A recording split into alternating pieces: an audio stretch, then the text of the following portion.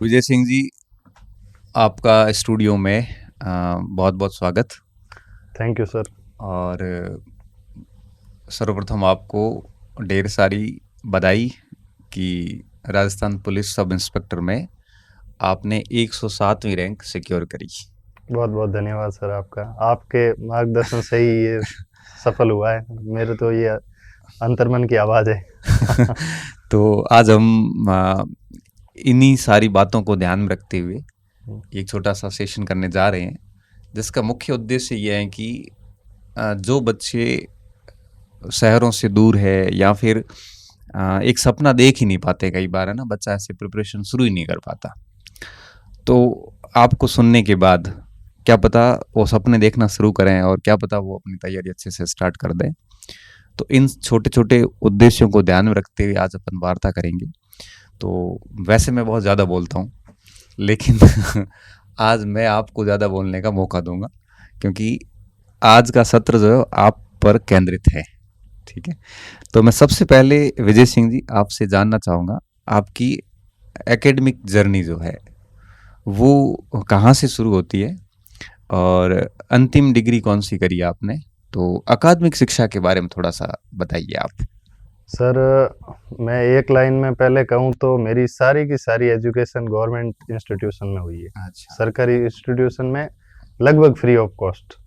हाँ। बीच में ज़रूर मैंने 11th और 12th में प्राइवेट स्कूल से पास की थी। हाँ। शुरुआत में तो गांव से ही पढ़ाई शुरू हुई थी। फिर हाँ। 9th और 10th में मेरे गांव से 10 गांव किलोमीटर। जोधपुर में ही है? मेरा गांव सर जोधपुर में ये हैं मथानिया तिवरी के पास हैं। भैंसेर कोट वाली गांव है। अच्छा। और भैंसेर कोट वाली से 10 किलोमीटर अप्रोक्स पड़ता है मथानिया। वहाँ सर मैंने मथानिया चर्चित भी है ना किसी के लिए? सर मथानिया मिर्च, लॉन्ग मिर्च स्पीसीज बहुत हाँ। फेमस है। स्पाइस पार्क भी फेमस है।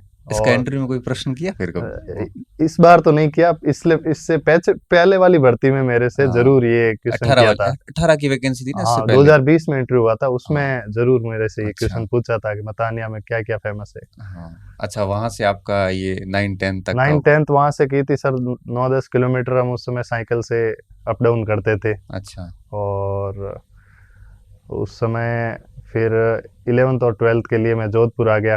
हाँ। और जोधपुर से सरदार सीनियर सेकेंडरी स्कूल से मैंने और राजपुरोहित हॉस्टल जोधपुर में मैंने वहीं रहकर अध्ययन किया था।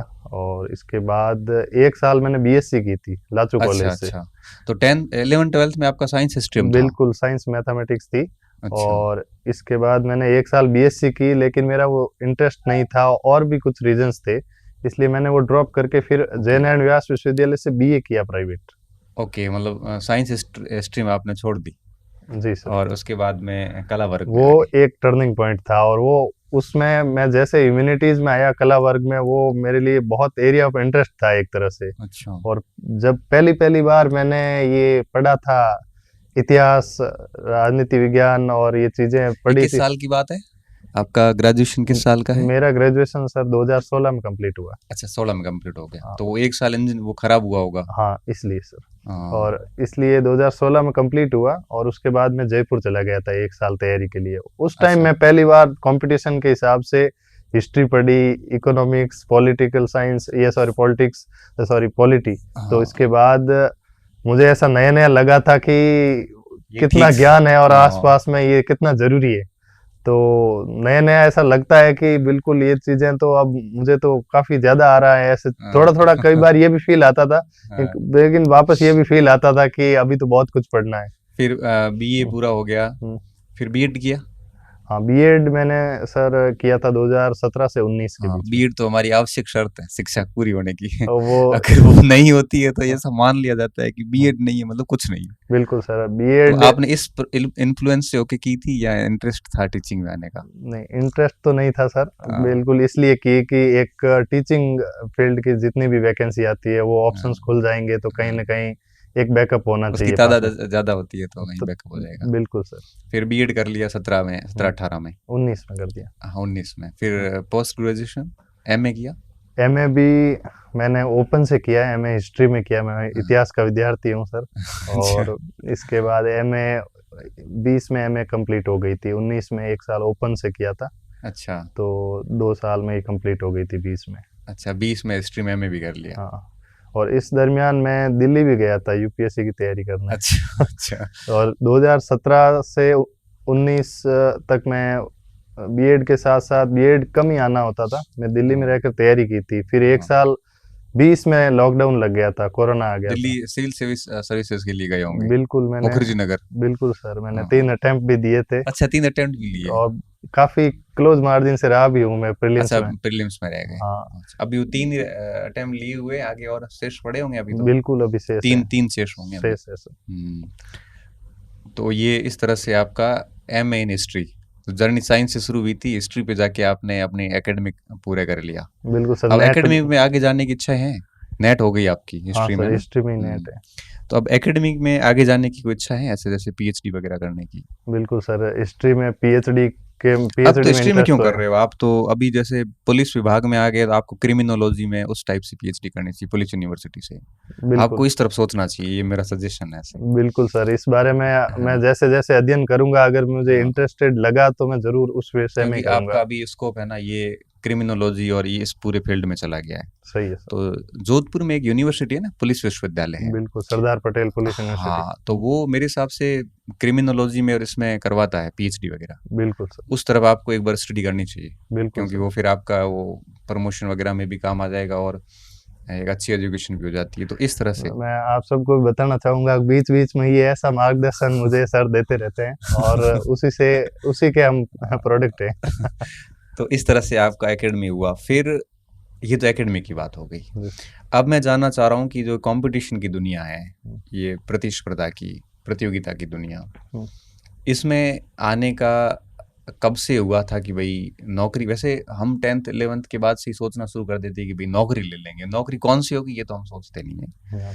आपने कंपटीशन के लिए पर्टिकुलर तैयारी कब से शुरू कर ली थी, और फिर कौन कौन से एग्जाम आए जिन्होंने आपको और एक कैटालिस्ट होता है ना कि गति दी, और कहाँ कहाँ असफल हुए, कहाँ कहाँ सफलताएं प्राप्त हुई? वैसे तो सर, जब मैं बीए में स्विच कर गया तब से रुझान था मेरा, और मैं प्रतियोगिता दर्पण पढ़ता था तब से। और अच्छा बीच बीच में मैं एसएससी के एग्जाम भी देता था, जो भी 12th पास के जो भी एलिजिबिलिटी वाले फॉर्म थे अच्छा। वो फिल करता था। एग्जाम और देने के पीछे उद्देश्य क्या था? उद्देश्य ये था कोई भी जॉब मिल जाए, क्योंकि एक सामान्य बैकग्राउंड से थे और घर में कोई सरकारी नौकर है भी नहीं, तो यही मकसद था कि मुझे बस सरकारी नौकरी मिल जाए। और मैंने सर 2015 में, मैं सेकेंड ईयर में था उस समय, मैंने एसएससी का रिटन एग्जाम क्लियर कर दिया था, एसएससी 10+2 का। 10+2 का। और उस समय विडम्बना ये थी कि ऑफलाइन एग्जाम होते थे, बहुत लेट लेट रिजल्ट आते थे। मुझे बाद में उसमें रहता था, मुझे बाद में पता चला, मेरा टाइपिंग कॉल भी हुआ और टाइपिंग कॉल चला गया था। ये सीन हुआ था सर। फिर ये आपने एसएससी का एक क्लियर किया, उसके बाद सर मैं 16 में एग्जाम देके जयपुर चला गया था। किसका एग्जाम? फाइनल ईयर के एग्जाम देकर। ओके, ग्रेजुएशन के। और उसके बाद मैं जयपुर में तैयारी करनी शुरू की, पहली बार यूपीएससी और आरएस की। ओके, ये किसी से इंस्पायर होके की थी, या किसी ने कहा था, या साथियों ने, या फिर? इंस्पायर भी हुआ था सर, मेरे बड़े भाई हैं, वो तैयारी करते थे पहले सिविल सर्विस की, फिर उन्होंने ड्रॉप कर दी तैयारी। तो उनका भी मेरे को लेकर एक सपना था कि ये करे कम से कम। हाँ सही। तो उन्होंने सपोर्ट भी किया। घर के अंदर बड़े पे जिम्मेदारियां होती हैं, तो वो जिम्मेदारियों का निर्वहन करके छोटों के लिए अम्ब्रेला का काम करता है। आप आगे बढ़ो, मैं सारी चीजें देखता हूँ। एग्जैक्टली सर, ऐसा ही किया था। और उसके बाद मैंने तैयारी वहाँ से शुरू की। और 8 अगस्त को यूपीएससी का प्री का पेपर था 2016 में। अच्छा। और उसमें भी मेरा सीसेट तो पास था, लेकिन वो जीएस का नया अनुभव, कहीं मतलब काफी 20-30 मार्क्स कम रह गए थे उसमें। मतलब उस समय कट ऑफ 118 के आसपास थी और मेरे 80 तक मार्क्स थे। हाँ सही है, एग्जैक्ट आंकड़े याद नहीं रहते, लगभग। और उसके जस्ट 28 अगस्त को आरएस प्रीलिम्स का एग्जाम था, उसमें भी मैं 0.1 मार्जिन से रह गया। अच्छा। तो उस समय आप कंपटीशन में नए आए थे? बिल्कुल नए था। राजस्थान का कुछ जानकारी नहीं थी, राजस्थान जीके बिल्कुल नहीं पढ़ा हुआ था, क्योंकि वो इंडिया जीके तो पढ़ा था।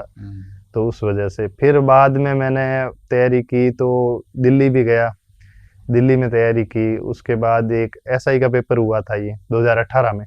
हाँ। तो लास्ट एसआई वाला, वो मेरा 278 मार्क्स थे तब। अच्छा। और अच्छा, इससे पिछले वाले एसआई में तो 2018 में वो रिटन एग्जाम अच्छा था, उसके बाद उसका भी फिजिकल हुआ, वो भी क्लियर किया मैंने। अच्छा फिर फाइनल उसमें सेलेक्ट हुआ, 178 रैंक थी लास्ट एसआई वैकेंसी में, 2020 में रिजल्ट आया था अच्छा, जिसका। उसमें आपकी 178 रैंक थी। जी सर। उसमें कुछ अलॉटमेंट नहीं हुआ? बिल्कुल नहीं हुआ उसमें, क्योंकि उसमें सीट बहुत कम थी और 173 रैंक तक ही फाइनल हो पाया था उसमें। तो उस समय आपको थोड़ा सा ये एक नई स्थिति फेस फेस की होगी आपने कि वो 178 रैंक के साथ बधाइयाँ लोगों ने दी होगी, फिर उन्हीं लोगों ने आलोचना की होगी वापस। सर ये मेरी जिंदगी का एक टर्निंग पॉइंट था तब से। उसके बाद ऐसी आलोचना झेली थी उस समय? बिल्कुल सर, ऐसा हो गया था। हालांकि ज्यादा मैंने कुछ प्रचार नहीं किया था, लेकिन प्रचार तो वैसे हो जाता है, सोशल मीडिया आप पे ये नहीं करोगे तो भी हो जाता है। बिल्कुल सर, और सोशल मीडिया पर ये बात हो गई थी कि मेरा चयन हो गया, और मैं जब अंतिम रूप से मुझे पता चल गया था कि मेरा होगा नहीं अंतिम रूप से, तो एक तरह से वो मेरे लिए मेंटल सबसे ज्यादा वो था, one of the tough days of my life. तो उसमें मैंने जैसे तैसे मैनेज किया, और लॉकडाउन लग गया था कोरोना के बाद। तो एक साल में 2021 अंडरग्राउंड हो गया था एक तरह से देखे तो, क्योंकि मुझे पता था मैं जहाँ भी जाऊंगा लोग पूछेंगे और थानेदार, तो फिर अब तो बनना ही पड़ेगा। हाँ, तो फिर वो था या तो इससे बड़ा कुछ बन के जाओ, या कम से कम ये तो बन के ही जाए। तो उस समय तो मुझे वो ऐसा लगा था, सेल्फ रिस्पेक्ट और ईगो पे ले लिया होगा तो आपने। फिर मैं वो फेस किया ही नहीं, क्योंकि मैं सामने गया ही नहीं। मैं पूरी सोशल मीडिया से कट हो गया, और ना मैं कोई फंक्शन वगैरह कहीं पे मैंने कोई सारे सब अटेंड करो घर वाले, लेकिन मैंने नहीं अटेंड किए। हालांकि ऑब्जेक्शन होता होगा बहुत लोगों को, लेकिन मेरी कुछ मजबूरियां हैं। मैं आऊंगा जरूर, और आज मैं जाता हूँ बड़े फक्र के साथ जाता हूँ, सीना चौड़ा के एकदम अच्छे से जाता हूँ। कई लोग ये भी आरोप लगाए हुए हैं कि सिलेक्शन हुआ ही नहीं है, झूठ बोल रहा होगा।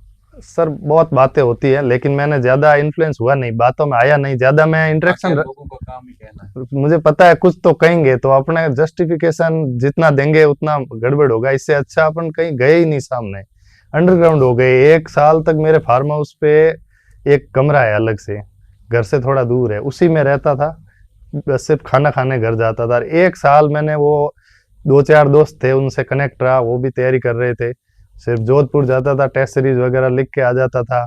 तो उस एक साल मैंने 5 एग्जाम क्लियर किए। कौन कौन से? मैंने ये सब इंस्पेक्टर का एग्जाम क्लियर किया, जिसमें मैं अंतिम रूप से अभी चयनित हुआ हूँ। 107 रैंक। ये इसका पेपर था 14 सितंबर को। 6 सितंबर को पेपर था, जिसमें मैं अभी करंटली वर्किंग हूँ दिल्ली गवर्नमेंट में, टीजीटी में। अच्छा, अभी आप दिल्ली गवर्नमेंट के अंदर? बिल्कुल बिल्कुल। सब्जेक्ट कौन सा? एसएसटी में। अच्छा, वहाँ पे आप अभी कार्यरत हैं? बिल्कुल, मैं टीजीटी पोस्ट पर अभी कार्यरत हूँ। ऑल इंडिया का पेपर होता है, वो क्लियर हो गया मेरा। हालांकि उसकी इंटरव्यू, उसमें कोई इंटरव्यू नहीं होता है। केवीएस में इंटरव्यू होता है। अच्छा, केवीएस एनवीएस में भी होता है, डीएसएसबी में नहीं होता है। अच्छा, नहीं होता। हाँ। उसमें कितना समय हो गया आपको दिल्ली में? उसमें सर मैंने 6 सितंबर 2021 को पेपर दिया था, और 5 सितंबर 2022 को ज्वाइनिंग हो गई उसकी। शिक्षक दिवस होता है 5 सितंबर को टीचर्स डे के दिन टीचर की नौकरी पहली मैंने ज्वाइन की। वाह, बहुत बधाई। तो अच्छा लगा मुझे कि तो अभी आपने स्पीड का सदुपयोग कर लिया। बिल्कुल हो गया सर। और आपकी वो बात भी चरितार्थ हो गई कि माँ सरस्वती अपना कभी ऋण नहीं रखती है। ये बात है सर की अक्सर मेरे जहन में गूंजती रहती है।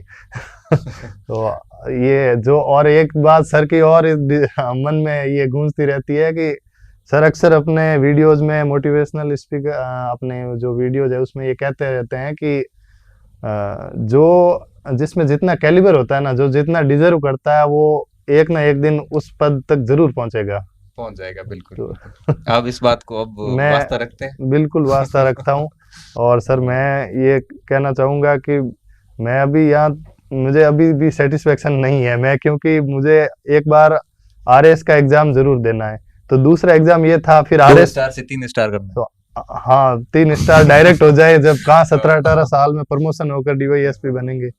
तो 5 एग्जाम कह रहे थे आप? हाँ, 5। तीसरा एग्जाम सर आरएस प्रीलिम्स का निकला। फिर पटवार एग्जाम में चौथे में मेरे बहुत अच्छे स्कोर थे, 232 मार्क्स थे। हालांकि उसमें नॉर्मलाइजेशन का शिकार हो गए। मेरे 2-3 दोस्त थे, वो भी मेरी तरह शिकार हुए।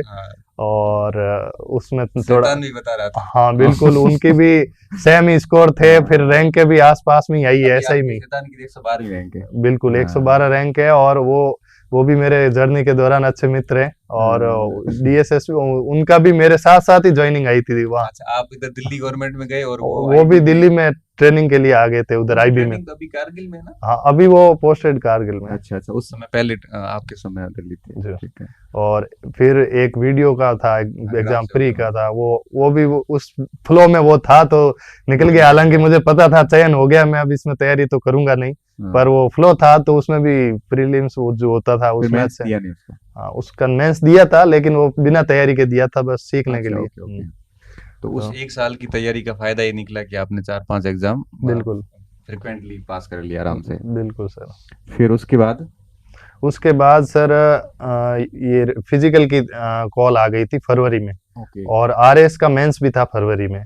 ओके। तो मैं आरएस की तैयारी शुरुआत के 2-2.5 महीने तक मेरी बहुत अच्छी तैयारी थी, मतलब एकदम कंसिस्टेंटली मैं टेस्ट सीरीज लिख रहा था और साथ साथ में फिजिकल भी कर रहा था। लेकिन मुझे एक टाइम पे ऐसा लगा, मैंने फिजिकल करके देखा मेरे दोस्तों के सामने, तो मुझे ऐसा लग गया ये दो नाव की सवारी बिल्कुल ठीक नहीं है। हाँ, सही और है। मैंने एक नाव की सवारी उस समय ये रियलाइज किया कि एसआई में मैं एक्सपीरियंस भी हूँ और इसमें मुझे पता है कि मेरा इसमें चयन हो जाएगा। तो मैंने मार्क्स कितने थे इस बार मेरे 310 मार्क्स थे रिटर्न रिटर्न में। में? हाँ, फिर तो काफी आसपास थे मैं आप। कॉन्फिडेंट था कि चयन मेरा हो जाएगा इसमें। हम्म। तो इसलिए मैंने वो मेंस वाला आइडिया ड्रॉप करके एक नाव पकड़ी एसआई वाली, जहाँ यहाँ तक पहुंच गया।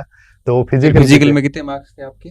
फिजिकल में मार्क्स अभी 100 तो नहीं हुए हैं, लेकिन अच्छा। ऑलमोस्ट 65 मार्क्स तो हो जाएंगे। कम कैसे हुए? मिनिमम तो 55 होते हैं, पर 65 मार्क्स थे मेरे से। उसमें क्वालिफाइंग होता है सर वो, अच्छा।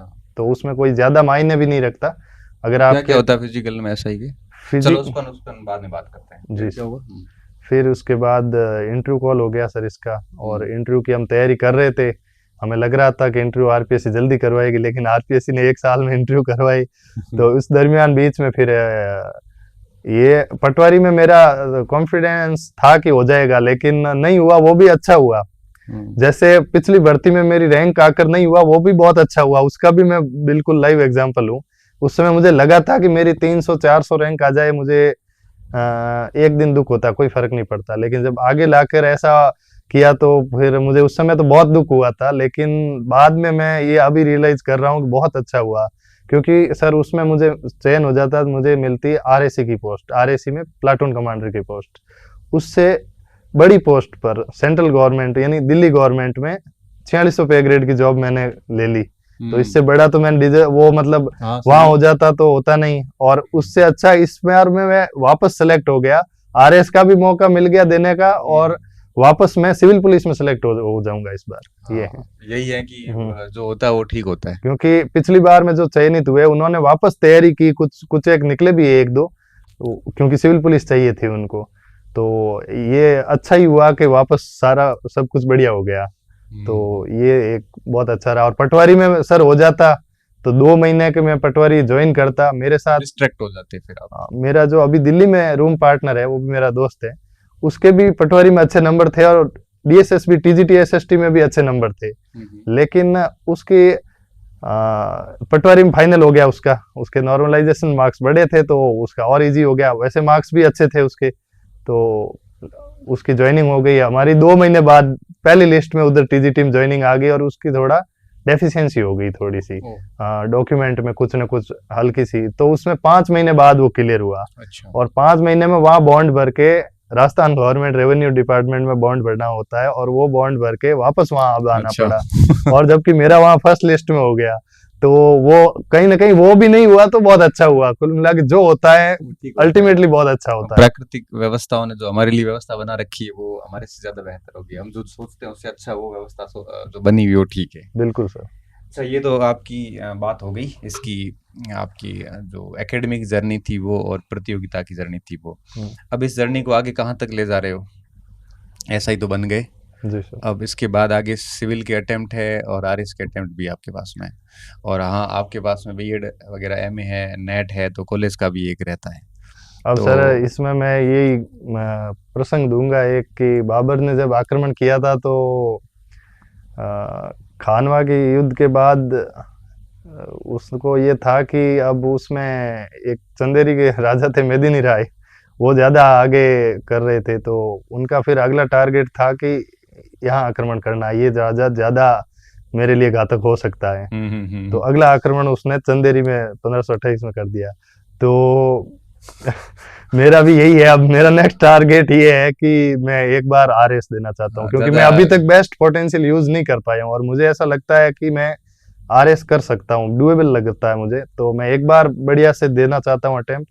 बाकी सिविल सर्विसेज वो थोड़ा दूर का आक्रमण, अब सर वो उसके बाद का देखेंगे, अभी एक बार अभी पुलिस में फिर टाइमिंग की स्कार्सिटी रहती है। हाँ सर, वो भी मैंने शिक्षा विभाग तो आप बिल्कुल छोड़ दोगे ना, हमारा ये एजुकेशन सर, ये सर अभी क्योंकि इंटरेस्ट मेरा शुरू से ही थोड़ा प्रशासन में ज्यादा इंटरेस्ट है। तो कुल मिला के ये है कि अभी आपकी मेन जो फोकस है वो आरएस का रहेगा। बिल्कुल। ओके, चलो ये बात होगी। अब जो भावी थानेदार है तैयारी कर रहे हैं, आगे एक भर्ती भी अच्छी वैकेंसी आ रही है। हाँ।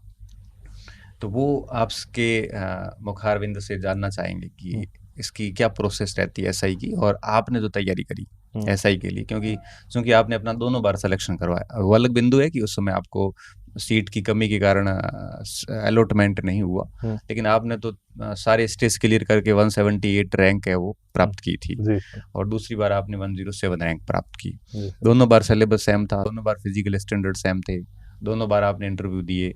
और अब मैं जानना चाह रहा था कि चूंकि आपने दोनों बार सारी प्रोसेस को कंप्लीट किया है जी सर, तो अब बच्चे ये जानना चाहेंगे कि आपने रिटर्न की तैयारी कैसे करी, फिजिकल की कैसे करी, और इंटरव्यू की तैयारी कैसे करी, और इंटरव्यू में आपके क्या एक्सपीरियंस रहे। इंटरव्यू पर कई बार आरोप भी लगते हैं, तो हम इन तीनों प्रक्रियाओं के बारे में बात करेंगे अब। तो अब मैं आपसे सबसे पहले जानना चाहूँगा कि रिटर्न का आपने किस तरह से हैंडल किया, पहला पेपर और दूसरा पेपर। सर रिटर्न का पहला पेपर होता है हिंदी का। अच्छा, हिंदी का पहला होता है? मैं तो जीके का पहला समझ रहा हूँ। नहीं सर, हिंदी वो का तभी होता है जब आपने दिया नहीं हो। नहीं सर, आपकी मार्गदर्शन से खूब लोगों ने दिया है। तो फर्स्ट पेपर हिंदी का होता है सर इसमें। अच्छा। और 200 मार्क्स की हिंदी होती है। तो इसमें हिंदी में आपको वैसे बहुत सारी बुक्स है मार्केट में और बहुत सारे टीचर्स भी। आपने किसकी बुक्स का सहारा लिया था? मैंने हिंदी व्याकरण माला KR मैया सर की बुक पढ़ी। मैया सर की बुक आती है किताब। हाँ, अच्छी किताब है। हाँ सर, काफी गहराई है और वो पढ़ सकते हैं। बाकी और भी बुक्स है, जैसे कि उसमें कुछ एग्जाम्पल है या आरबीएसई बोर्ड की बुक्स हैं, उसमें कॉन्सेप्ट्स बहुत अच्छे से दिए हुए हैं, तो उनका सहारा कोई भी एक आधी किताब लेके बढ़िया पढ़ी जा सकती है। एक के साथ एक किताब ऐसी रखनी चाहिए जिसमें एग्जाम्पल्स ज्यादा हो। अच्छा। एक में ऐसा हो जिसमें कंसेप्ट इजीली समझा है। अभी एग्जाम्पल ज्यादा किसमें है? एग्जाम्पल सर एक हरिदेव बारी की बुक है उसमें ज्यादा है, राघव प्रकाश की बुक में ज्यादा है। अच्छा। और बाकी कंसेप्ट हिंदी व्याकरण वाला मैया सर की वाली बुक में बढ़िया है। अच्छा। और माध्यमिक शिक्षा बोर्ड वाले में भी कंसेप्ट कुछ कंसेप्ट व्याकरण भाष्य करके आती है। बिल्कुल 9 से 12th हिंदी। हिंदी में आपके कितने मार्क्स थे पहले में और दूसरे में अप्रोक्सीमेट, क्योंकि एग्जैक्ट तो याद रहते नहीं? पिछली बार के तो सर एग्जैक्ट है क्योंकि मार्कशीट अवेलेबल है। उसमें कितने तो उसमें मैंने हिंदी की तैयारी नहीं की थी, हालांकि फर्स्ट पेपर में मेरे टॉपर के बराबर नंबर थे। जीके में सेकंड पेपर जीके में मेरे 138 मार्क्स थे। वो बहुत अच्छा स्कोर था। वो अच्छा स्कोर था। और लेकिन हिंदी की मुझे इतनी जानकारी नहीं थी तो बैठ गया 148 ऐसे कुछ मार्क्स थे। अच्छा, कम 100-150 के आसपास नंबर थे हिंदी में, जो कम ही था उस समय। हिंदी में मामले में ये हमेशा ही बहुत कम स्कोर माना जाता है। इस बार मैंने बहुत ज्यादा टेस्ट सीरीज अच्छे से अध्ययन लगाई इसकी। हिंदी के मैंने शायद एग्जाम में बैठने से पहले 5000 MCQs फेस किए होंगे। क्या बात है। और तो हिंदी व्याकरण का बहुत गहराई से अध्ययन किया। हिंदी को थोड़ा माता का दर्जा भी दे रखा है क्योंकि हिंदी। फिर इसमें इस बार कितने बन रहे हैं हिंदी में लगभग? इसमें सर हिंदी में मेरे बन रहे हैं 180 मार्क्स। अच्छा, इस बार बहुत अच्छा स्कोर है। केवल किताबों से किया था या शिक्षक का सहारा भी लिया? किताबों से भी था, ऑनलाइन यूट्यूब पे खूब सारे टीचर्स के मिल जाएंगे, उनमें से भी सहारा लिया मैंने। हाँ, नहीं जरूरी है, देखो जरूरी था। अच्छा, ये तो हिंदी की बात हो गई। हिंदी के कोई नोट्स वगैरह बनाए थे या फिर किताब में ही सब कुछ किया था? नोट्स नहीं बनाए थे, किताब में ही नोट्स करता गया मैं। अच्छा। किताब के अंदर ही जहाँ जहाँ मुझे जरूरत लगी मेरे खुद के क्रक्स मैंने तैयार कर लिया। अब अगर मुझे सर संधि का बोले तो मैं 5 लाइन में मेरे पास ऐसा किया हुआ है कि मैं शायद 10 में से 9 क्वेश्चन सही कर दूंगा। और हर टॉपिक में कारक में ऐसा कुछ मैंने खुद के बना रखे हैं। हर जगह मैंने खुद के ऐसे बना मतलब रखे एक थे। बच्चे को अपनी खुद की सोच समझ मस्तिष्क को यूज करना चाहिए, चाहे वो किताब पढ़े हैं चाहे टीचर से पढ़े हैं, हाँ खुद का कुछ तो यूज होना चाहिए, जी सर। तभी वो ज्यादा एडवांसमेंट दे पाता है। जी सर। अब जो सेकंड पेपर और है, अब सेकंड पेपर है सर जीके का। जीके में पहले मेरे यूपीएससी की तैयारी थी तो बेस अच्छा था, लेकिन उतना ना पढ़ा हुआ हो तो भी चल जाएगा, यहाँ पे फैक्ट बेसिस क्वेश्चन ज्यादा आते हैं। तो जीके में एक तरुण गोयल की बुक आती है ब्रीफली शॉर्ट भारत सामान्य ज्ञान, अच्छा तो वो बढ़िया रहेगी। बाकी एक दीनदयाल पब्लिकेशन की राजस्थान ज्योग्राफी और इकोनॉमी की अच्छी बुक है, नई है अच्छा। बुक, बहुत अच्छा कंटेंट है, वो जरूर पढ़नी चाहिए। और बाकी एक सिकवाल पब्लिकेशन की आती है मानचित्रावली, राजस्थान मानचित्रावली, अच्छा हाँ ठीक है। और राजस्थान की वो बहुत भूगोल बढ़िया, उसमें इतिहास उसमें वगैरह सब सब है। कुछ है सर, और वो ब्रीफली बहुत अच्छी बुक है।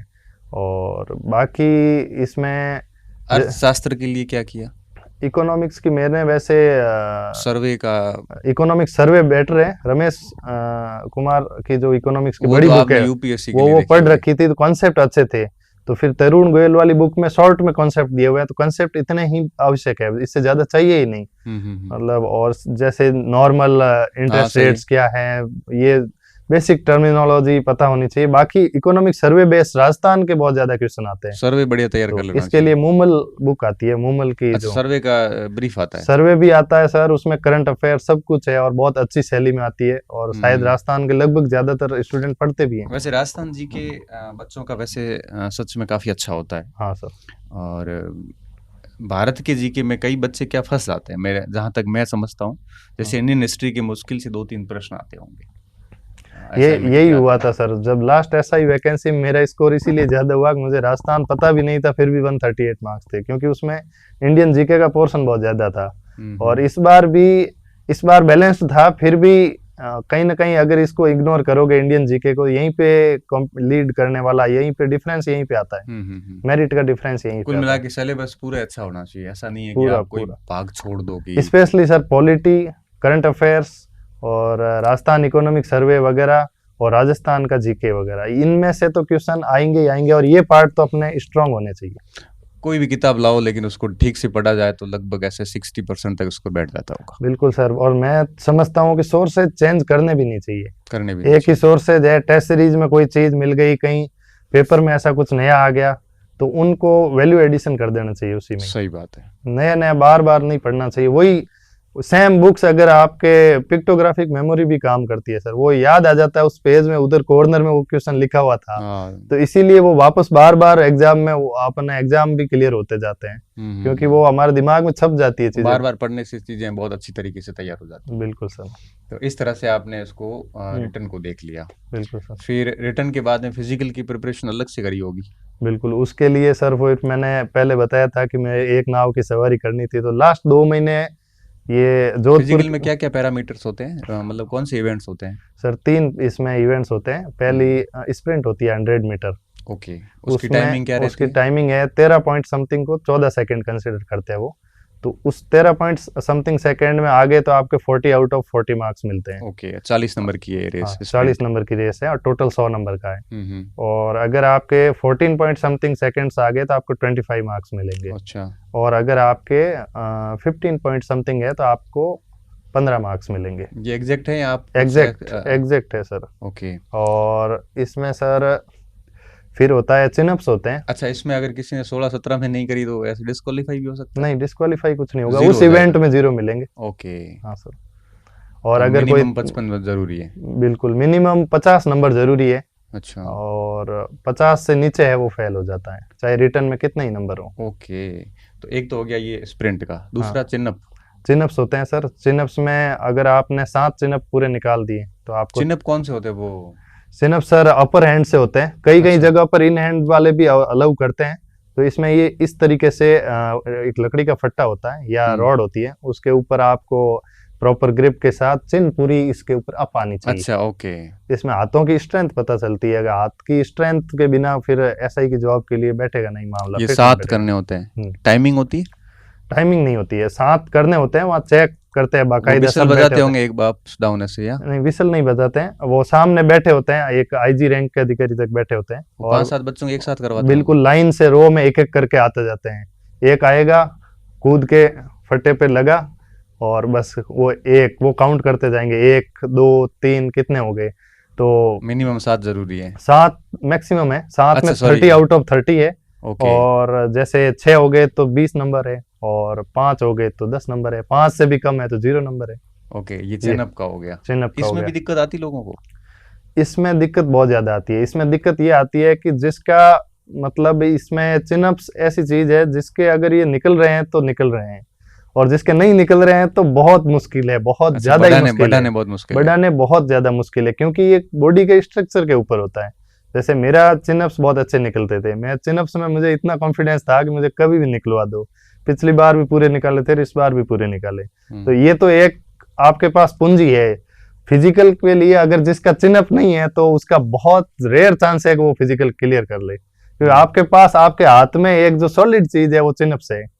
ये 30 नंबर तो स्टॉक रखता है ऐसा ही का हर बंदा। तो ये 30 दूसरा इवेंट। दूसरा इवेंट, और एक इवेंट होता है इसमें लॉन्ग जंप का। अच्छा। अगर आपने 15 फीट की जंप लगा दी, 15 फीट तो काफी होती है। तो बिल्कुल सर, 15 फीट की जंप लगा दी तो आपको 30 आउट ऑफ 30 मार्क्स मिलते हैं। अच्छा। और 14 फीट में वैसे रेट्रोस्पेक्टिवली वो इस तरीके से होता है, 14 में 20 नंबर और 13 में 10 नंबर। बच्चे इससे कम 100 में से 100 भी लाते होंगे कई। 100 में से 100, पिछली बार मेरे भी सर 85 मार्क्स थे। अच्छा। और कई बार, इस बार मेरी लॉन्ग जंप ज्यादा नहीं आई, 13 फीट ही आई। तो ये इसमें मौके कितने मिलते हैं? इसमें एक मौका मिलता है मात्र। एक ही मिलता है, तो फाउल हो जाए तो? फाउल हो गया 0 नंबर। ये तो बहुत गलत है फिर तो, हर आदमी चूक भी जाता है कई बार तो। यही सर कट थ्रोट कंपटीशन है सर, गलत कहें या सही कहें, क्योंकि इनको चाहिए सर्वाइवल ऑफ फिटेस्ट बंदा चाहिए एकदम। फिर written plus physical is equal to interview. हाँ सर। इंटरव्यू कॉल के लिए इन दोनों के नंबर काउंट होते हैं? इंटरव्यू कॉल के लिए जो मेरिट आती है वो रिटन प्लस फिजिकल के मार्क्स ऐड होके आती है, लेकिन पहले ये देखा जाता है कि किस रिटन बाद में देखते हैं, फिजिकल में अगर 50 से कम हुआ है कि नहीं हुआ वो पहले देखते हैं। क्वालिफाई होना जरूरी। बिल्कुल सर। फिर उसके बाद में उसका इंटरव्यू कॉल होगा। बिल्कुल, उसके बाद इंटरव्यू कॉल। और इंटरव्यू के लिए सर फिर हमने, हमारा एक ग्रुप था वहीं खेतेश्वर विद्यापीठ बड़ली में, वहाँ हमने ऑफलाइन 7-8 मॉक इंटरव्यू दिए। काफी हमारे कुछ अनुभवी टीम भी थी, उन्होंने भी सपोर्ट किया। तो कुछ अधिकारी लिया था एक मॉक इंटरव्यू। आपने भी मॉक इंटरव्यू लिया था सर? मेरा एक लिया था ना? एक लिया था। एक मॉक इंटरव्यू लिया था, और एक में आपने मैं टेबल पर बैठा के सब कुछ बता दिया, ब्रीफ किया था। ब्रीफ किया था। और फिर एक्चुअली सर पिछला जब इंटरव्यू मैंने दिया था तब आपका एक वीडियो देख के गया था मैं सिर्फ। उस वीडियो में आपने एक एक टेक्निकलिटीज पूरी बताई थी, आरपीएससी में इंटरव्यू कैसे होता है, वो वीडियो देख के सिर्फ गया था। इस बार तो मैं थोड़ा खुश नसीब हूँ कि आपसे लाइव मार्गदर्शन भी मिल गया, और फिर इंटरव्यू भी खूब दिए। फिर इंटरव्यू डिले होते गए आरपीएससी के, तो 1 साल तक हमने टेलीग्राम पे एक ग्रुप बनाया जिसमें 15 लड़के ऐड थे। उस 15 में से 7-8 सेलेक्ट हो गए। अच्छा। और डेली हम उस पे डेली 2 घंटे वॉइस चैट होती है, वीसी होती है, और हर टॉपिक को अच्छे से डिस्कस कर दिया। करंट अफेयर्स, क्या बात है, पुलिस एडमिनिस्ट्रेशन, सब्जेक्ट्स हो गए। कुछ अधिकारियों को भी साथ में रखा था इस वीसी में, या कुछ स्टूडेंट खुद ही करते थे? स्टूडेंट्स ही करते थे सर, अधिकारी वगैरह तो नहीं जोड़ पाए। बाकी स्टूडेंट्स से खूब आपस में इतना हो जाता था हमारा कि हर लड़का उसमें कॉन्फिडेंट हो गया था।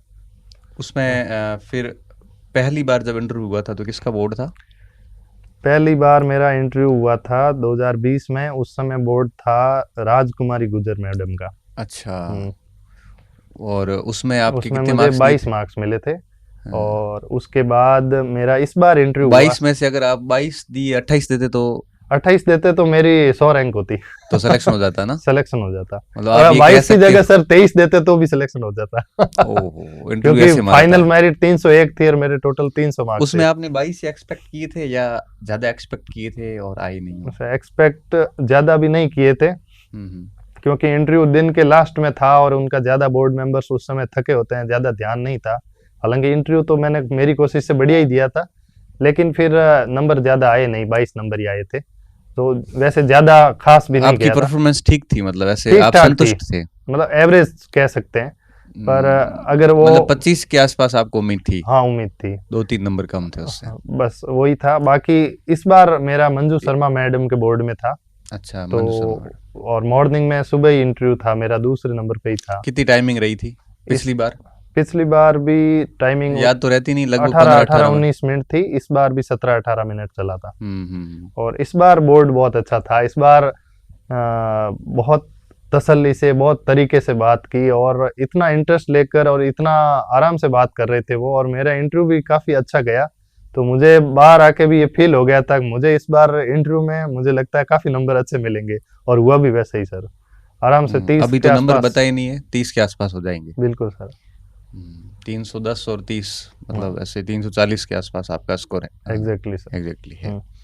कोई इंटरव्यू की ऐसा कोई वाकया जो आपको ऐसे ठीक लग रहा हो कि ये ऐसा कुछ इंटरव्यू में फनी कोई मोमेंट होते हैं कुछ? इंटरव्यू में फनी मोमेंट हुए थे सर, 2 फनी मोमेंट मैं जिक्र करना चाहूंगा।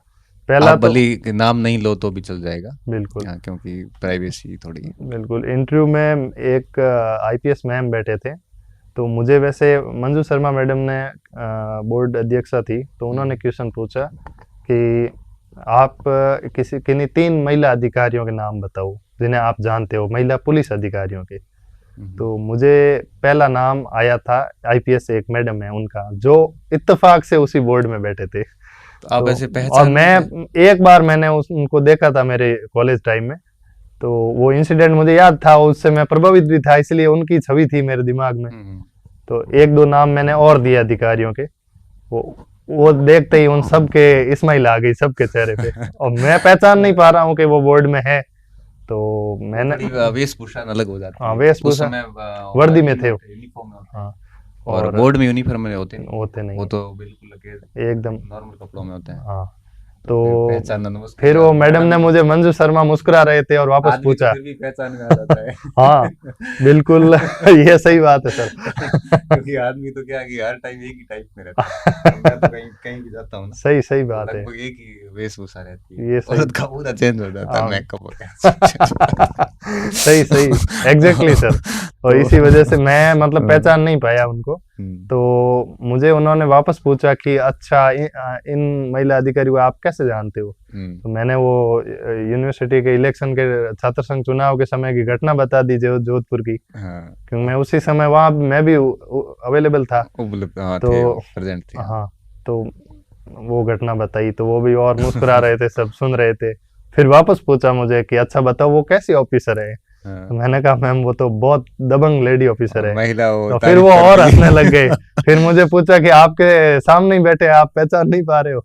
मैंने फिर मैडम को हल्का हल्का आभास मुझे उन्हीं का था, तो फिर मैंने उनकी तरफ सॉरी बोल के कहा सॉरी मैम मैं आपको पहचान नहीं पाया अभी, बाकी मैंने वो घटना भी बताई कि आपने उस समय ये कहा था। तो मैडम भी वापस मेरे से मजाक के मूड में बोला कि अच्छा मैं ही थी कि कोई और थी? मैंने कहा आप ही थे। तो इंटरव्यू के बाहर जो एक माहौल सेट होता है कि भाई इंटरव्यू में ऐसे वैसे इतना भयंकर डरावना सा किया जाता है, और एक आप अंदर जाते हो उस रूम के अंदर इंटरव्यू देने के लिए, तो एक जो बाहर माहौल क्रिएट किया जाता है और एक वास्तव में जो होता है, इनमें कितना फर्क महसूस करते हो?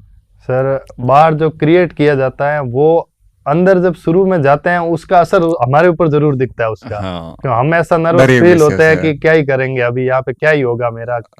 लेकिन इस बार थोड़ा सा ये तो कॉन्फिडेंस था कि मेरे पास एक जॉब है, तो ज्यादा मुझे कोई डर वाली बात है नहीं।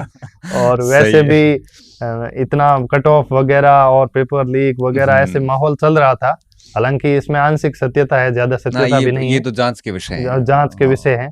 तो उसमें क्या हुआ कि वो ही था, तो सिलेक्शन होगा या नहीं होगा कुछ कंफर्म भी नहीं था। तो ये था कि अब जैसा भी जाएगा इंटरव्यू, अपने मस्त मूड में एकदम इंटरव्यू देना है। तो बिल्कुल कंफर्टेबल, बिल्कुल। तो फिर शुरू में तो 1-आधा मिनट तक तो मैं भी, वो तो नर्वस रहते हैं कोई भी। फिर बाद में मैं काफी कंफर्टेबल हो गया और एकदम इस तरीके से बात करने लग गया। मैंने शुरू किया तब भी स्टार्टिंग में आपको थोड़ा सा नर्वसनेस हुई होगी, बाद में तो कोई दिक्कत आती नहीं। बिल्कुल सर। तो फिर वो कंफर्टेबल हो गया और क्वेश्चन भी ज्यादा हार्ड भी नहीं थे, नॉर्मल क्वेश्चंस थे, नॉर्मल ग्रेजुएशन के सब्जेक्ट के कुछ क्वेश्चन। वही होता है, डिपार्टमेंट हो या फिर आपकी शिक्षा हो या फिर पुलिस में आने की क्यों आ रहे हो, मैन ये था पुलिस में क्यों आना चाहते हो। मैंने ये बताया था कि मेरी लास्ट एसआई वैकेंसी में 178 रैंक थी, और फिर मेरा अंतिम रूप से जब चयन नहीं हुआ, और मेरे जब साथी थे वो आज लगे हुए हैं फील्ड पर, तो उनके जब मैं काम देखता हूँ आज काफी जगह वो प्रोफेशनल लगे हुए हैं और अच्छा काम कर रहे हैं, तो प्रेरणा। और एक मैंने नाम भी लिया कि वो एसआई मेरा मित्र है, उसने कल परसों ही जयपुर पुलिस ने उसका बाकायदा डाला था कि उन्होंने कौन से नाम सट्टेबाजों का अच्छा ऐसे पब्लिक नाम नहीं, हाँ उनका मतलब वो उन्होंने उनको पकड़ा है। एक जोधपुर में सब प्रोबेशनर सब इंस्पेक्टर है, उसने भी काफी अच्छा जो काम किया। ड्रग माफिया है उनमें किसी को पकड़ा है। तो ऐसे देखकर इतना मोटिवेशन मिलता है, और उनकी जो सोशल रेपुटेशन देख के मुझे ऐसा मोटिवेशन मिलता है कि मैं भी वर्दी बड़ा काफी आकर्षित करती है। बिल्कुल काफी करीब हूँ, और मुझे इसीलिए ऐसा ही बनना है। तो ये मैंने जवाब दिया था सर। इंटरव्यू के ऊपर काफी आरोप लगते हैं, है ना? हाँ। मैं पिछले 5-6 साल से देख रहा हूँ, हाँ सर। और आरोप इस कदर के लगते हैं कि किसी के अच्छे मार्क्स मेहनत से भी आते हैं तो भी उसके ऊपर भी दाग कीचड़ डाल दिया जाता है। और किसी अब इसमें यूँ होता है कि अब कंप्लीट तो कहीं पर भी कोई ऐसा साफ चीज़ें होती नहीं है। सही बात। अब मान के चलते हैं कि कुछ होता होगा, लेकिन मैं ये जानना चाह रहा हूँ कि जो इंटरव्यू पे इस प्रकार के आरोप वगैरह लगते हैं कि भी पैसे दिए किए वगैरह, आपका क्या एक्सपीरियंस रहा? आपके कई सारे साथी, आप कह रहे हो कि हमारे कई सारे साथी पिछली वैकेंसी में सेलेक्ट हुए, कई सारे साथी इस भर्ती में सेलेक्ट हुए आपके साथ में, अभी 10-12 साथी तो मैं मिल के आ रहा हूँ। जी सर। तो इनमें से आप सभी से बहुत अच्छी तरीके से परिचित हैं, बहुत ही जीवन के बहुत निकट हैं उनके। जी सर। तो क्या इस प्रकार का माल प्रैक्टिस आपने कहीं देखी है आसपास, या आप इससे कितना वास्ता रखते हैं? सर इसमें मैं यही कहना चाहूँगा कि हो सकता है माल प्रैक्टिस होती होगी। हाँ, मुझे सही। इस बारे में ज़्यादा मैं नहीं जानता हूँ, हम्म, लेकिन जो मेरा ग्रुप था, जो हम तैयारी कर रहे थे, चाहे इंटरव्यू प्रिपरेशन में थे, जो फिजिकल के बाद इंटरव्यू कॉल वाले थे, वो सब कहीं ना कहीं बढ़िया रैंक से और अपने मेहनत के बलबूते पर सेलेक्ट हो गए सर। और ये आपके ग्रुप को तो मैं भी जानता हूँ, इनमें से मोस्टली सारे 2-2 3-3 जॉब लेके बैठे हैं। बिल्कुल 2-2 3-3 आपको जॉब ही है। देख लो, आप भी अभी वहाँ पे दिल्ली गवर्नमेंट में टीजीटी है और कई और भी एग्जाम्स आराम से कर लिए। बिल्कुल बिल्कुल। तो मतलब ये चीजें अगर सर बढ़िया से इंटरव्यू अगर हम दें, थोड़ा सा प्रैक्टिकल आंसर दें और तरीके से हम थोड़ा प्रैक्टिस करके जाएं, तो इंटरव्यू में अच्छे नंबर आ सकते हैं। अच्छा, एक दो चीजें, ये तो चलो इसकी पूरी जर्नी हो गई। तो अब मुझे ये जानना था कि जो सोशल मीडिया है,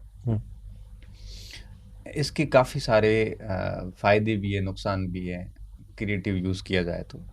आपने इसको किस लेवल का यूज किया था, और बच्चों को क्या आप बताना चाहेंगे? सोशल मीडिया से दूरी बनाए, या सोशल मीडिया में रहते हुए उसका ठीक से उपयोग करें? आपने सोशल मीडिया छोड़ने के ऐसे कोई प्रण लिए थे क्या? लिए थे मैंने जब तैयारी कर रहा था, और फिर ये जब घटनाक्रम पिछले एसआई वाला हुआ, उसके बाद तो मैंने फेसबुक पर तो 2 साल से पोस्ट डाली होगी। ये सिलेक्शन डीएसएसबी में हो गया उसके बाद, तो इन सब से दूर ही रहना है। फेसबुक है, इंस्टाग्राम है, इन चीजों से तो बिल्कुल दूर रहना है। ये टाइम कंज्यूमिंग है। इंस्टाग्राम पे रील्स देखते देखते बहुत ज्यादा वेस्ट हो जाता है, और नेट भी खत्म हो जाता है। उस नेट का आप यूज करो, किसी यूट्यूब पर किसी सर के वीडियो देखो, इससे अच्छा किसी अच्छे व्यक्ति को सुन लो, कोई टॉपिक बढ़िया किसी टीचर से तैयार कर लो। सही बात है, लेकिन समय खराब नहीं करना। इन चीजों का तो कम यूज करें। बाकी जैसे टेलीग्राम में कुछ ऐसे ग्रुप्स है, उनको जरूर ज्वाइन करना चाहिए। सही है। और वहाँ पे काफी क्यूज भी चलते हैं, पीडीएफ्स भी अच्छे अच्छे नोट्स मिलते हैं। पर्सनल पर्सपेक्टिव होता है कि आप उसका यूज कैसे कर रहे हो। तो और बाकी जैसे व्हाट्सएप का यूज भी अच्छे से किया जा सकता है, काफी इंफॉर्मेशन अपडेट रहने के लिए। इंटरव्यू के लिए हमने ग्रुप बना के अच्छे से डिस्कशन किया था। बिल्कुल। तो आखिर में मुझे एक दो बातें और बता दो कि एक नया बच्चा, जैसे कोई बिल्कुल ग्रेजुएशन के अंतिम वर्ष में है और अभी एसआई की वैकेंसी आने वाली है, वो बिल्कुल जीरो से स्टार्ट कर रहा है, मतलब आप ये समझिए कि बिल्कुल रो मटेरियल है वो। और उसको थानेदार बनना अच्छी रैंक से, तो उसको कितना वक्त लग सकता है तैयारी में, उसको कितना वक्त लगेगा, और उसको किस तरह से अपनी तैयारी को ग्रो करना चाहिए? जो नए स्टूडेंट हैं उनकी तैयारी के लिए मैं ये कहना चाहूँगा कि आपको सबसे पहले जो जीके का पोर्शन है, जीके का पोर्शन तो आपको जैसे आरएस प्री का सेम है सिलेबस, तो उसके लिए संभव हो तो कोचिंग ले लें। अगर आप बिल्कुल नए हैं तो उसमें कोई शर्म नहीं है कोचिंग लेने में। ऑफलाइन कोचिंग ले लें, अगर ऑफलाइन भी नहीं पॉसिबल है तो ऑनलाइन तो बिल्कुल कंटेंट सब कुछ अवेलेबल है। सेगमेंट देख लेने चाहिए, साइंस टैग देख लिया, बिल्कुल सर। जैसे इकोनॉमिक्स नहीं है तो वो उस सेगमेंट को पढ़ लिया। बिल्कुल सर। राजस्थान जैसे संस्कृति आपकी अच्छी है तो मत पढ़ो उस कोचिंग सेंटर से। बिल्कुल। लेकिन सेलेक्टिव चीजें की जा सकती है। बिल्कुल। और इसको अपने नोट्स बना दो, जैसे पॉलिटी के अपने नोट्स हो गए, हिस्ट्री के अपने नोट्स हो गए, और उनको चेंज मत करना। एक बार जो नोट्स बना दो, सारे पढ़ के अच्छे से नोट्स बनाओ और उसमें वैल्यू एडिशन करते जाओ अपना। और हिंदी की तैयारी के लिए बढ़िया से करो, बेसिक से कम 3-4 अच्छी बुक्स तो पढ़ ही लेनी चाहिए, ताकि कहीं भी कोई कंसेप्ट बहुत गहराई में होता है। और हिंदी सबसे बड़ी गलती ये करते हैं सर एसआई में कि हिंदी को लाइटली ले लेते हैं, हिंदी है कर लेंगे स्कोर, जबकि ऐसा होता नहीं है। ये अच्छा स्कोर किया जा सकता है। 150 नंबर आप तो कहीं देख लो, पहले 150 नंबर तो कोई भी कर सकता है। मैंने भी 4-5 दिन पढ़ के मैंने कर दिया। एक अच्छा आईक्यू लेवल है तो आप कर सकते हो, लेकिन उसमें आपका चयन नहीं होगा। तो इसके लिए आपको कम से कम 180 नंबर 190 नंबर लाने पड़ेंगे। हिंदी में लाते हैं जो भी सिलेक्ट हुए जनरल से, सबके होंगे उनके 180 नंबर, मुझे नहीं लगता 170 से कम तो किसी के होंगे। 200 में से हाँ आराम से होते हैं ना। तो अभी जितने बच्चे आए सबके नंबर 170-80 से ऊपर ही थे। बिल्कुल, और हिंदी में तो ये रहता ही रहता है। दोनों को साथ लेके चले या पहले एक पेपर को करें फिर दूसरे को करें? ये इसके लिए ये हो सकता है कि आप पर्टिकुलरली अगर इस एग्जाम की तैयारी कर रहे हो सिर्फ ऐसा ही की, तब तो आप दोनों को साथ साथ में कर सकते हैं। बाकी आप ऐसा भी हो सकता है कि, और ज्यादातर स्टूडेंट यही करता है कि मेरे, मान लो मैं किस जो भी भर्ती आ गई, पटवारी की भर्ती आ गई, तो उस तरीके से कर रहे हो, तो हिंदी तो आप एक बार अच्छे से करके रख दो, उसको तो सब में काम आनी ही आनी है। सही है। राजस्थान में कोई भी बड़ी पद लेना है, आरएस लेना है, ऐसा ही लेना है, या चाहे कहीं भी हो, हिंदी तो स्ट्रांग होनी बड़ा चाहिए। क्या छोटे पद है उसमें, एलडीसी में भी शायद हिंदी का पेपर होता है। और हाँ। एक ये हो गया, बाकी जीके अच्छे से कर लो। जीके भी सब में उतना ही जरूरी है, जीके के बिना तो चयन की ग्रेवी है, तो सोच भी नहीं होटल सकते। के अंदर कोई भी सब्जी बनाने में ग्रेवी रेडी होती है, फिर उसमें वो कुछ चीजें अलग डालनी पड़ती है। बिल्कुल सर, जीके तो ग्रेवी है, आप कोई भी एग्जाम देने जाओ ग्रेवी ये रेडी है, फिर जो भी कुछ एक्स्ट्रा टॉपिक्स है वो अलग से पढ़ लो, हो गया काम। बिल्कुल। उसमें मैंने यही कहा था, सिलेबस नहीं, अपने जो सोर्सेज है वो बिल्कुल चेंज मत करना, ताकि उससे पिक्टोग्राफी मेमोरी भी काम करती है। और उसमें मैं मेन चीज ये ऐड करना चाहूंगा कि आप अपनी उसमें एक टेस्ट सीरीज जरूर फॉलो करिए। एक टेस्ट सीरीज आप फॉलो करोगे तो उससे आपका जो अंदर डाउट्स है, आपके अंदर जितना भी एक कैसे दे मैल है वो ज्ञान का, वो निकल जाएगा। और उसके बाद जो क्लैरिटी आएगी उस टेस्ट सीरीज से, परिपक्वता आ जाती है। मतलब जितने ज्यादा हो सके उतने टेस्ट दो, ऑनलाइन ऑफलाइन जहां मिले, एग्जाम का पैटर्न के हिसाब से लो। अगर ऑफलाइन एग्जाम है तो ऑफलाइन दो और बेटर है, और ऑफलाइन आप नहीं अवेलेबल नहीं है, कुछ कारण है, तो ऑनलाइन तो 101% देना ही देना है। तो टेस्ट अच्छे से दो। बाकी थोड़ा बहुत बाहर निकल के भी देखना चाहिए। कई बार गांव में तैयारी करते हैं तो उनको पता नहीं रहता है बाहर स्टैंडर्ड कितना है, लेवल कितना है। तो आपको बाहर जाके बड़े बड़े कोचिंग्स हो, जहाँ भी टेस्ट सेंटर्स हो, वहां भी टेस्ट देके देखो हम कहाँ पर है, लेवल हम कहाँ स्टैंड कर रहे हैं। मेन चीज वही काम आती है उसमें। अगर हमारी टेस्ट में वहाँ अच्छी रैंक आ रही है तो हमें कॉन्फिडेंस मिलेगा, और आपको कहीं ना कहीं कॉन्फिडेंस इतना बूस्ट होता जाएगा कि पहली बार टेस्ट दिया आपके 1500 में 100 रैंक है, तो आप सोचोगे मुझे टॉप 50 में लाना, फिर आप टॉप 10 में आते रहोगे, अलग लेवल की, और फिर आपको अलग लेवल का कॉन्फिडेंस आएगा। और आप दावे के साथ, ये मैं विश्वास के साथ कहता हूँ, 100% सिलेक्शन में वही कॉन्फिडेंस काम आता है। तो इस पूरी जो एसआई की जर्नी तैयारी है, हाँ सर, इसमें लगभग 1-1.5 साल का समय बिल्कुल से लग जाता है। एक अब राजस्थान सरकार के जैसे भर्तियों का कोई न कहीं हाल हो जाता है, 2 से 3 साल भी लग जाते हैं, तो पेशेंस लेवल तो अपना रखना ही पड़ेगा। लेकिन एक स्टूडेंट को अपने खुद को तैयार होने में 1-1.5 साल का समय लग जाता है। बिल्कुल, स्टूडेंट को तैयार होने में 1 से 1.5 साल तो बिल्कुल लगेगा ही लगेगा सर, आराम से। तो अपनी इस वार्ता के आखिर में कोई बच्चों को छोटा सा संदेश आपकी तरफ से हो तो? मेरा तो संदेश यही है कि मैं भी आपकी तरह ही हूँ, कोई विशेष नहीं है, बहुत सामान्य परिवार से, एकदम ज्यादा कोई कोचिंग्स भी ली नहीं है मैंने, ज्यादा कहे तो, या ऐसा कहे मैंने कोई कोचिंग ली नहीं है। बाकी टेस्ट सीरीज जरूर ली है, सर का मार्गदर्शन जरूर लिया है, ऑनलाइन जरूर पढ़ा है, और टेस्ट सीरीज है जैसे सक्सेस पॉइंट की अच्छी टेस्ट सीरीज है, वो भी ऑफलाइन भी ज्वाइन कर सकते हैं और ऑनलाइन भी ज्वाइन कर सकते हैं। तो ये अच्छे प्लेटफॉर्म यूज करने चाहिए। और कोचिंग, मैं ये नहीं कह रहा हूँ कोचिंग मैंने नहीं ली, मेरे ब्लाइंड फॉलो करो। मैंने बताऊं ना, कोचिंग मैंने भी जिंदगी में कभी नहीं ली। बस सर ये है कि मेरा यही सलाह है, मेरी यही सलाह है।